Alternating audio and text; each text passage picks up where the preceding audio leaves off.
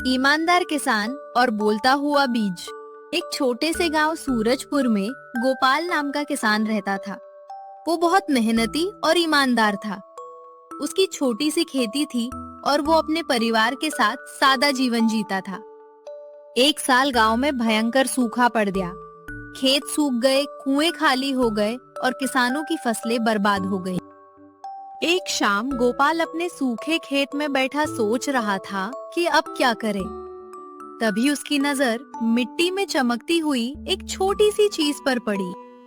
उसने उसे उठाया तो वो एक अजीब सा सुनहरा बीज था। गोपाल ने सोचा, शायद किसी पेड़ का बीज होगा। वो उसे घर ले आया। रात को जब सब सो रहे थे, तभी अचानक एक आवाज आई। गोपाल, गोपाल। गोपाल घबरा गया। कौन है? आवाज फिर आई। मैं सुनहरा बीज हूँ। गोपाल हैरान रह गया। बीज बोला, अगर तुम मुझे अपने खेत में बोओगे और रोज मेहनत से पानी दोगे तो मैं तुम्हारी मदद करूंगा। अगले दिन गोपाल ने बीज को खेत में बो दिया। अब समस्या ये थी कि पानी था ही नहीं।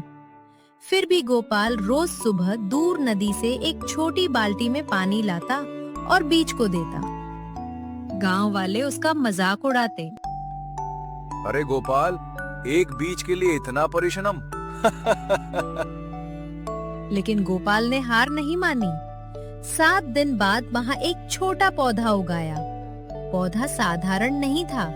उसकी पत्तियां हल्की सुनहरी चमक रही थीं। धीरे धीरे पौधा बड़ा होने लगा। एक रात तेज आंधी आई। सुबह गोपाल खेत पहुंचा तो देखा कि पौधे के पास एक चमड़े का थैला पड़ा है। उसने खोला तो उसमें चांदी के सिक्के थे।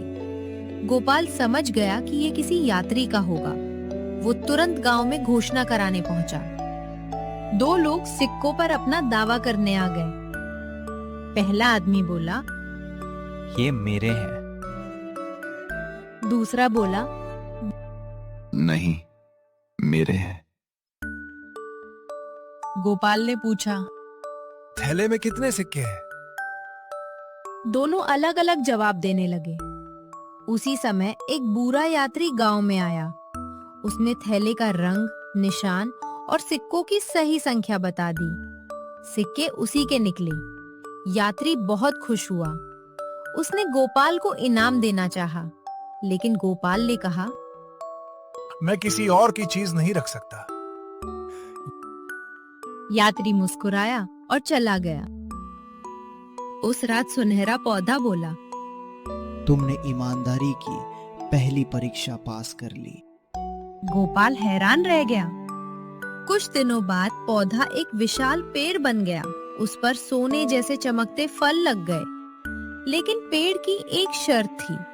वो सिर्फ ईमानदार लोगों को फल देता था। जो भी लालच से फल तोड़ने आता, फल साधारण पत्थर बन जाता। गांव का सबसे लालची आदमी भोला राम ये देखकर जलने लगा। एक रात वो चोरी से पेड़ के पास पहुंचा। उसने बोरी भरकर फल तोड़ लिए। घर पहुंचकर देखा तो सारे फल पत्थर बन चुके थे। वो गुस्से में चिल्लाने लगा। दूसरी ओर गोपाल जब फल तोड़ता तो वे स्वादिष्ट और पौष्टिक निकलते। उसने उन फलों को बेचकर अच्छी कमाई की।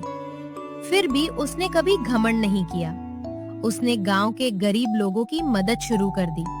किसी को बीज देता, किसी को अनाज। धीरे धीरे पूरा गांव खुशहाल होने लगा। एक दिन सुनहरा पेड़ बोला, गोपाल, मेरी आखिरी परीक्षा बाकी है। अगली सुबह गोपाल ने देखा कि पेड़ के नीचे एक बड़ा संदूक रखा है। उसमें हीरे जवाहरात भरे थे।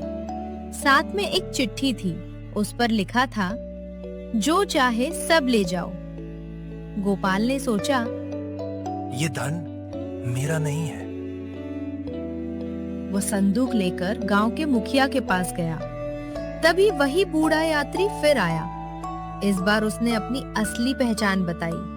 वो कोई साधारण यात्री नहीं था। वो दूर राज्य का राजा था, जो भेष बदलकर लोगों की ईमानदारी परखता था। राजा ने कहा, सुनहरा बीज भी मेरी ही परीक्षा का हिस्सा था।